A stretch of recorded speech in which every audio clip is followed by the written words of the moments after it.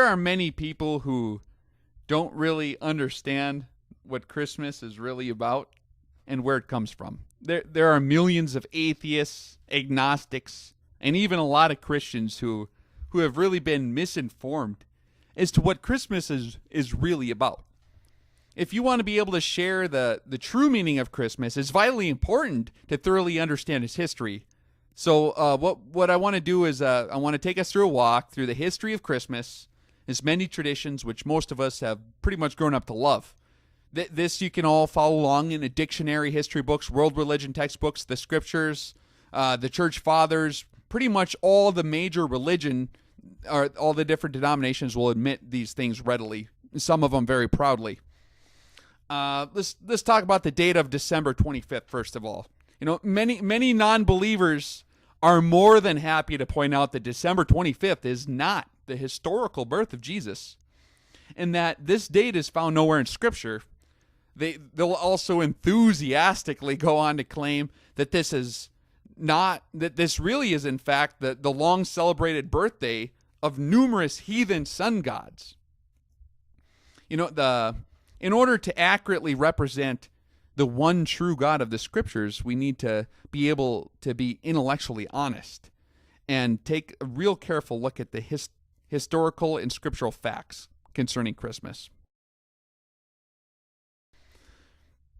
The high day of ancient sun worship historically occurred every December 25th, when the sun displayed its unconquerability, when it began to rise higher in the sky following the winter solstice. Hence, December 25th was celebrated as the sun's birthday. This pagan religious practice was the first historical observance of December 25th as being a holy day. So we can go back to the beginning of the story and take a look at really the first Christmas. The story, a lot of people don't realize it's a lot older than we think, actually begins over 4,000 years ago in the land of Shinar, also called Babylon.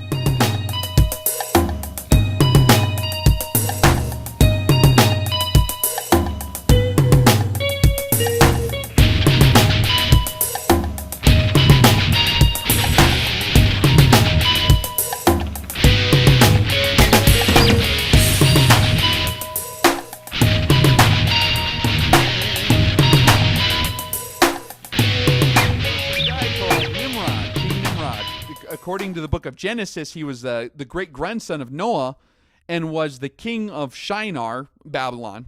He is depicted in the Bible as both being a man of power and a mighty hunter. He also appears in numerous legends and folktales outside the Bible as well. It was King Nimrod who led the first world revolt against God after the flood, when he established the Babylonian world tyranny and constructed the infamous Tower of Babel. You know, Nimrod actually married his own mother, whose name was Semiramis. Nimrod's birthday was December 25th, the same day considered by pagans to be the birth of the sun.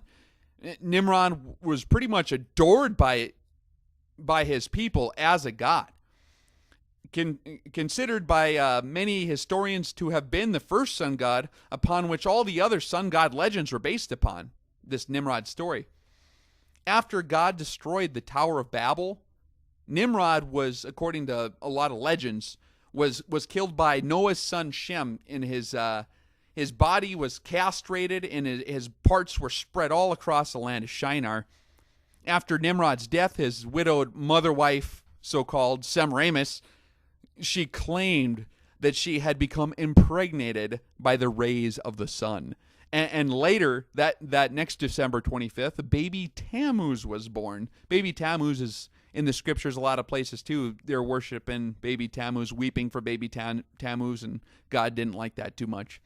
As you know, he was born again as the reincarnated sun god of Nimrod. Semiramis also claimed that a full-grown evergreen tree sprang overnight from a dead stump, which symbolized the re-erection of the new penis of Nimrod, or in other words, the springing forth of new life. You know, on each anniversary of his birth, every December 25th, Nimrod would visit the evergreen tree and leave gifts upon it. that's where a lot of the Yule log comes from that they'd throw in the fire, and then the next day it would be re-erected as the full tree, and the serpent was wrapped around it. That's where that comes from, that story of Nimrod. In Egypt, after God confounded the languages at the Tower of Babel, the story of Nimrod, Semiramis, and baby Tammuz was spread across the earth in over 70 languages. In Egypt, Horus, the son of Isis, the Egyptian title for the Queen of Heaven, was born at this very same time of December 25th.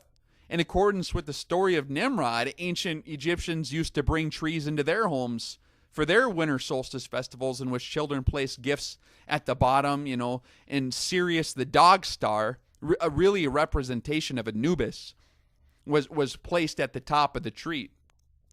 The Egyptians even dipped balls in gold and silver. They'd cut testicles off animals or sacrifices, and they'd hang them from their trees.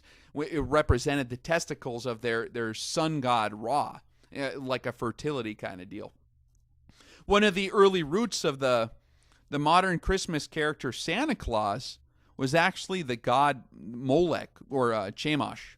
Every December 25th on the ancient calendar, this is recorded in the Bible too, a public child mass or sacrifice was held. The head priest would stoke this iron image of the enthroned Molech with wood and burning pitch, and they'd turn it into this giant glowing red furnace. And then the people, they'd take and make a long list of the desires that they wanted, and they'd recite them to their god of prosperity, just before they put their infant children into the red-hot lap of the glowing red god. And he was wearing a Phrygian cap, too, just like Santa Claus, that Phrygian cap. That was one of the caps on the statues that they had there, too. A very interesting similarity. That's actually the roots of the Santa Claus character. Kind of sick, the priests would interpret revelations through the screaming of the burning babies. So they'd get these revelations from their god through the screams of these babies. Kind of sick. In Rome, there was the largest pagan religion which fostered sun worship in the Greek and Roman worlds at this time was the cult of Mithraism.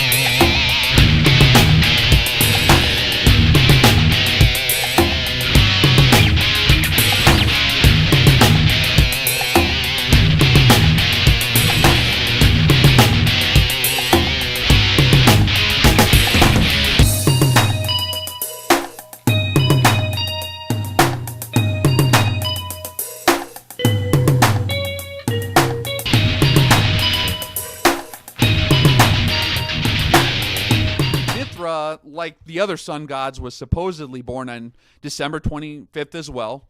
They called it the nativity of the sun. The Romans separated this winter holiday into several different parts.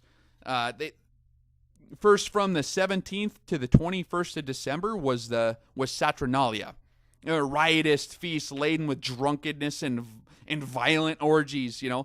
Second, on the 22nd, they had the second feast, which was Sigillaria, or they called it the Feast of Dolls, when a fair was held, and dolls and other toys, mostly of earthenware, were given to children.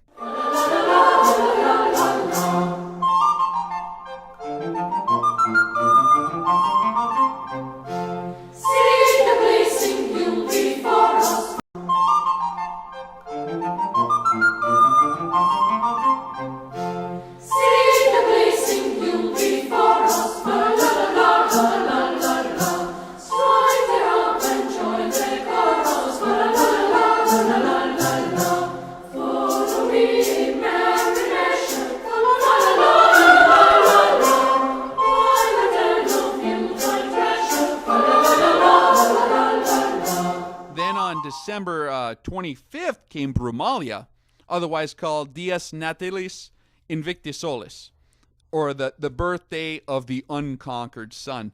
This is when the days begin to lengthen after the solstice. So you see there's interchange of presents. That it all rings very true of what kind of we see today. There's numerous winter solstice practices involving gift giving, riotous drinking, decorated trees. The child sacrifice rituals are practiced throughout pagan Europe. From tree decorated in Germany to Thor pulling the magical sleigh across the sky in Scandinavia. Most of the Christmas traditions we are familiar with today share these same roots with King Nimrod, really, is where it all started. Then around 2,000 years ago, the world was changed forever. The one in which Moses spoke of, the Son of the living God, the Messiah, he was born in the town of Bethlehem in the land of Israel. Interestingly, this new Messiah was the only one whose date of birth was uniquely separate from all the other pagan messiahs before him. Most historical and scriptural evidence suggests that he was actually born during the Feast of Sukkot, or the Feast of Tabernacles, when the Word was made flesh and tabernacled, or in the Greek, dwelt among us. That actually puts the birth of the Jewish Messiah, commonly known as Jesus of Nazareth, in the month of Tishri, which would be September-ish, totally separate from the December 25th sun god birth dates.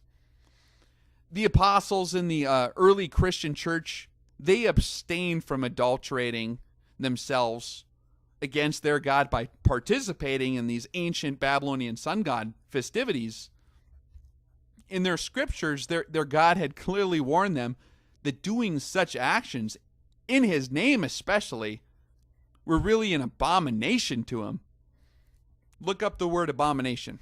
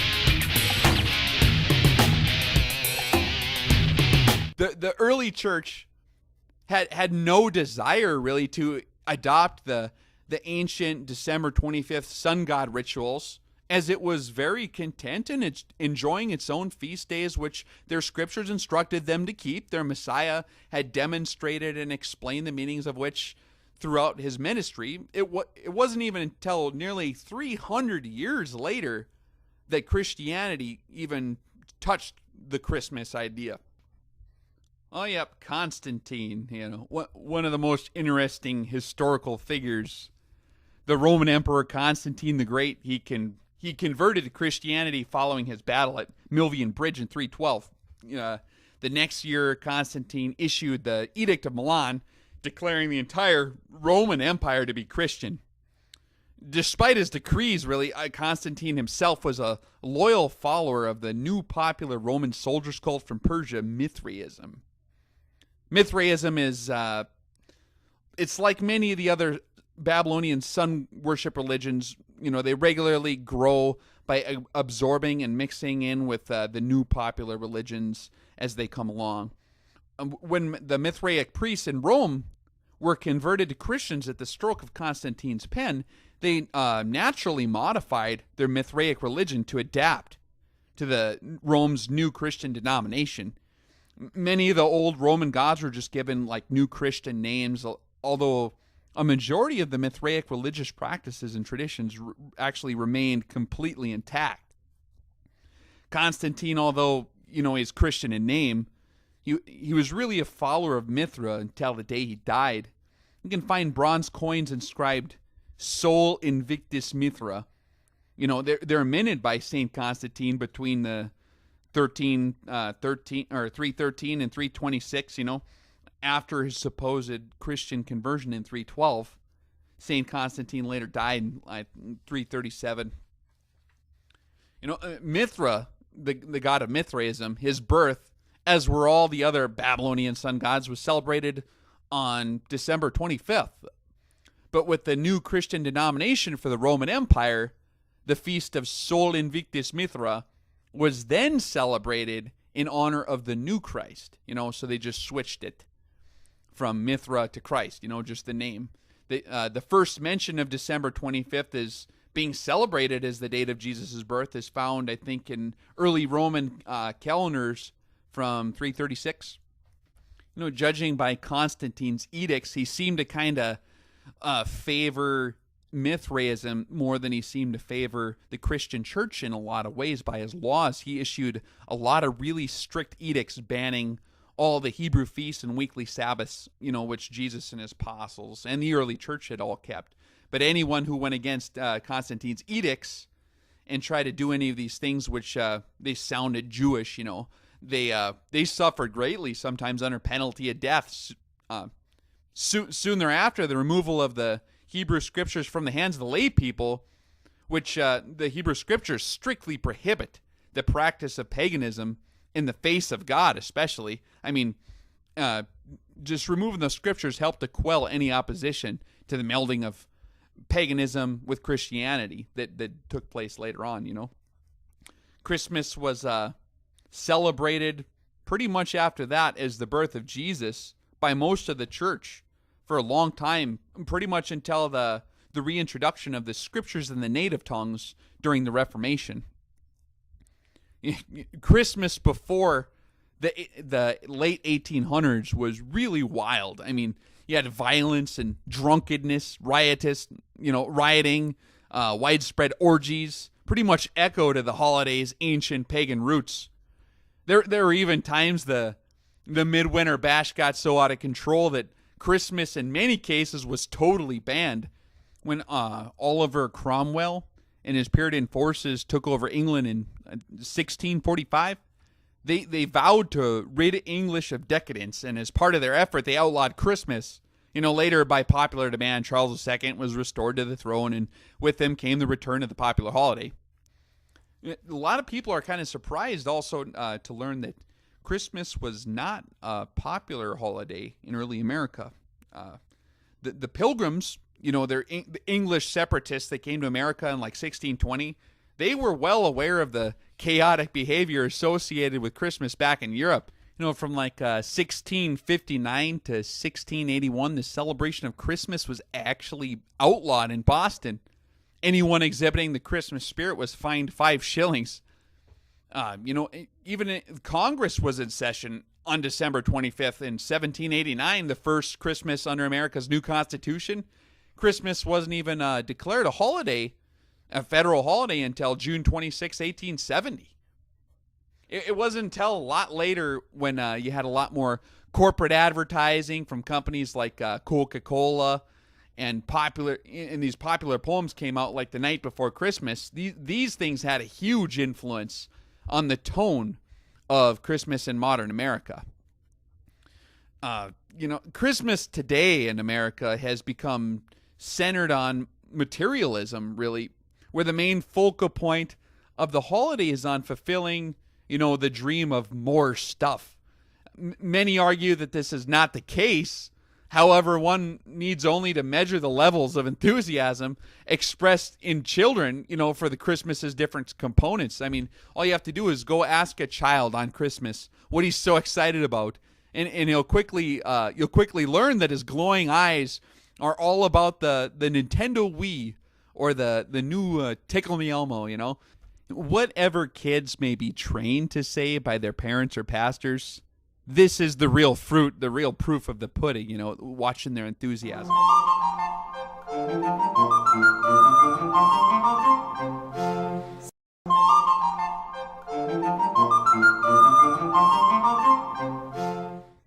I'm going to try to be as gentle as possible on this here. There's a lot of really, really good, loving Christian people who really sincerely do love the Lord. They've never heard of these things. They've never studied the historical origins of these traditions. I don't want to come down too hard on anybody, but now considering the unprecedented falling away from the church and atheism, it is vitally important that we check ourselves.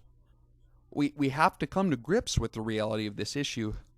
Continuing to associate our Messiah with these ancient heathen practices and some of these ridiculous fairy tales is only really accelerating this falling away from the church, especially with the youth.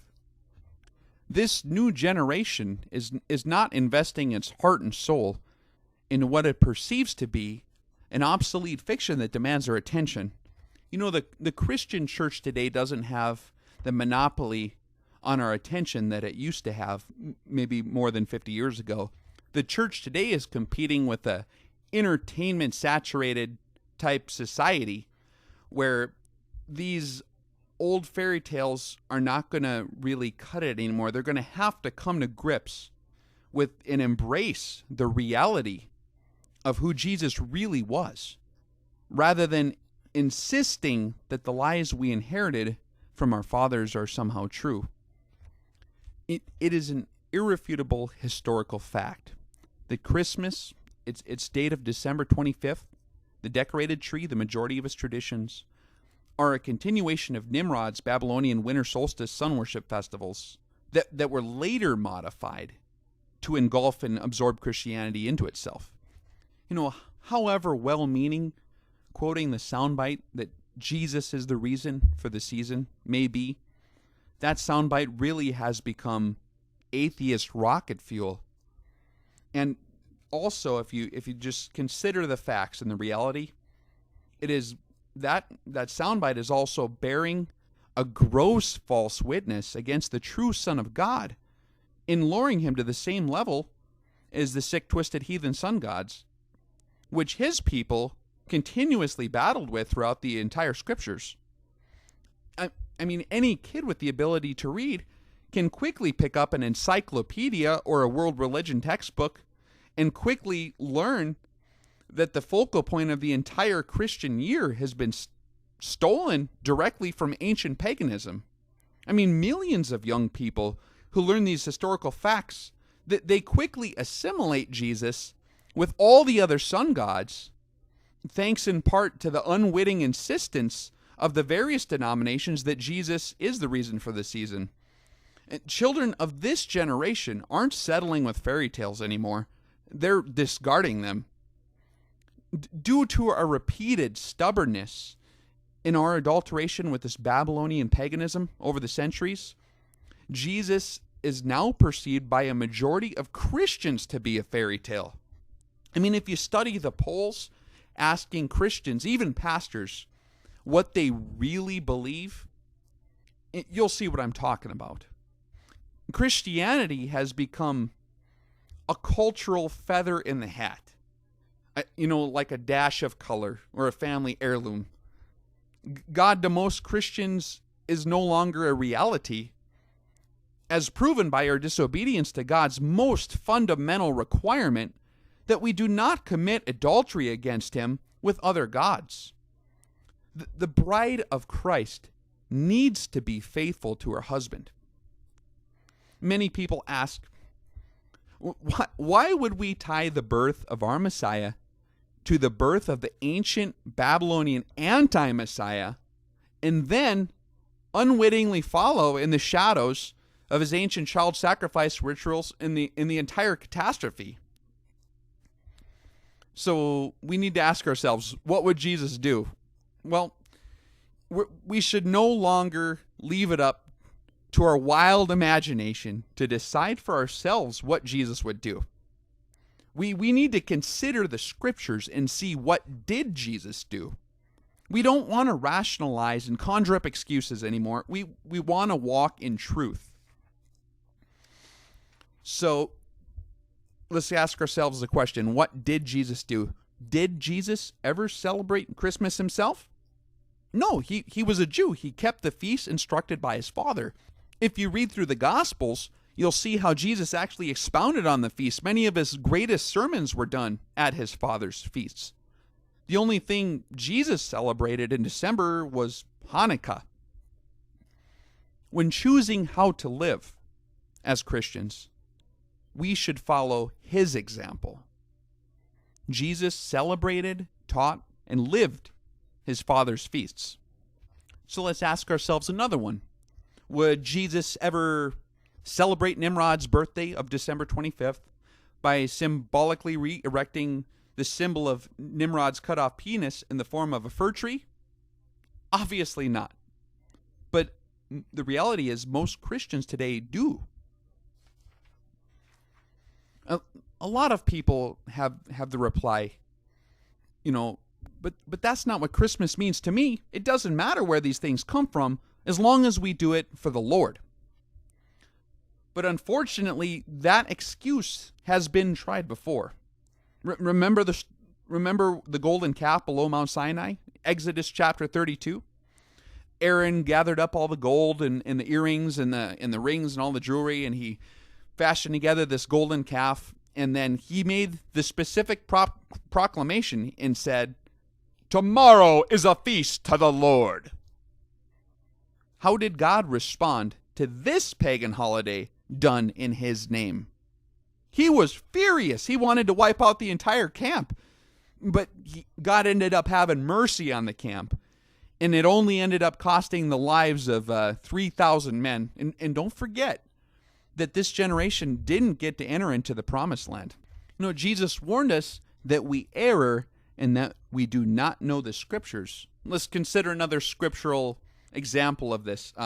Remember when King Saul lost the kingdom for attempting to offer up to the Lord only the very best of what he had recovered after conquering the Amalekites, after being clearly instructed to destroy every last vestige of paganism from the land? God doesn't appreciate these kinds of offerings. It has been written over and over and over and over again. How many times will it take for us to remember it? Some people, when you talk about these things, they'll have another excuse that you'll hear is, "But I have little children." Okay, now we have to sit and think this one through. So we would knowingly teach our children to celebrate the birthday of the Babylonian sun god by observing Nimrod's phallic evergreen re-erection ceremonies, and then put them through the watered-down shadow pictures of ancient child sacrifices, all in the name of our Lord? And that's not it. Then we're going to completely ignore all the feasts that God put into place, all the holidays that teach us about his love, because we don't want to look Jewish. Others even say, well, I don't want to cause a ruckus with my parents, Well, let's listen to what Jesus says. "Anyone who loves his son or daughter more than me is not worthy of me." Are we going to follow the world, or are we going to follow God? The scriptural metaphor for this is the broad and the narrow path. Are we going to follow the majority of the world and just go down the broad path, the easy path? Don't make a ruckus, just follow along what everyone else does. We're going to have lots of company, but the path leads to destruction. Or are we going to turn aside and follow the shepherd up the narrow path, not very many people coming with you, but you're following the shepherd, and that path leads to everlasting life. So now that we know these things, we have to make the choice of who we love more, God and his word, or his enemy, Babylon the Great. The one in whom we obey is the one in whom we really love. You know, the hard part about delivering this particular message is that after you deliver these facts and people do the research and they find out their history and they ask their pastors if these things are really so, and they come to the same conclusions, they know the reality, but they just can't make it past that blinking pine tree they love so much. And then they turn their back on God. Unfortunately, this is a message that today has to be delivered. There's just too many young people falling away from the faith because they think that their Messiah is a sun god. When he is not a sun god, he is completely and beautifully unique from all the Babylonian anti-messiahs. We don't want to bear false witness against our God anymore. We don't want to commit adultery against our Father anymore. And I am confident that if people just find out who the Messiah really was, rather than cleaving to the lies handed down to us by our forefathers, they're going to find out that that God is much more beautiful. Messiah warned us that following him is not going to make us popular. A lot of people have the misconception that if you really love Jesus and you follow him, that life is just going to be a wonderful experience. But he actually warned us to the contrary. But he gives some encouragement as well. He said, "Stand up for me against world opinion, and I will stand up for you before my Father in heaven."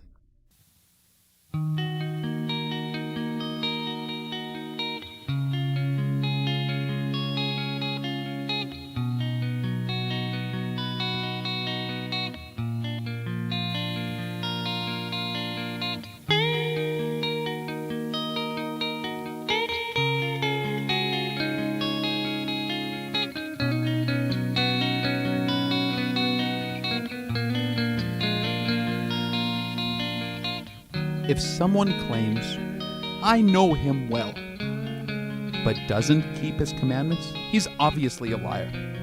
His life doesn't match his words. But the one who keeps God's word is the person in whom we see God's mature love. This is the only way to be sure we are in God. Anyone who claims to be intimate with God ought to live the same kind of life that Jesus lived.